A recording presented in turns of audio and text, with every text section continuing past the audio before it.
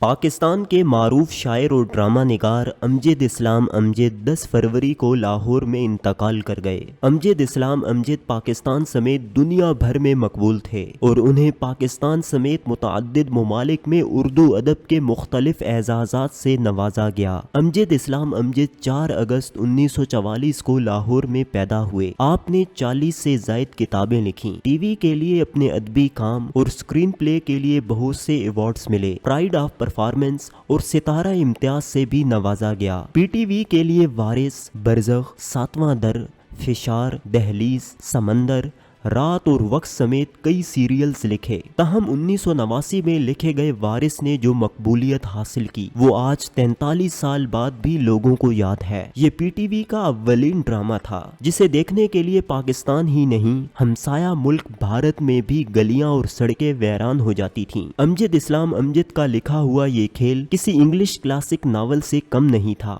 इसमें जहाँ रोमांस था वहीं ड्रामा भी था और जहाँ एक्शन था वहीं तजस्सुस भी। कहानी में ना तो कोई झोल था और ना ही हिदायतकारी में कमी। सबसे बढ़कर ये कि इस ड्रामे ने पाकिस्तान में ड्रामे की सनत को बुलंदी तक पहुंचाने में जो किरदार अदा किया वो इससे पहले किसी ड्रामे ने नहीं किया था। ड्रामे का मरकजी किरदार चौधरी हशमत अदाकार महबूब आलम मरहूम ने अदा किया था। दीगर अदाकारों में आबिद अली, मुनव्वर सईद, शुजात हाशमी, औरंगजेब लगारी, उज़्मा गिलानी, फरदोस जमाल, सिजाद किश्वर, आगा सिकंदर और निगहत भट्ट वगैरह शामिल थे। ये ड्रामा कई चीजों के गिर्द घूमता था जिसमें जागीरदाराना निजाम के खिलाफ बगावत सबसे आगे थी।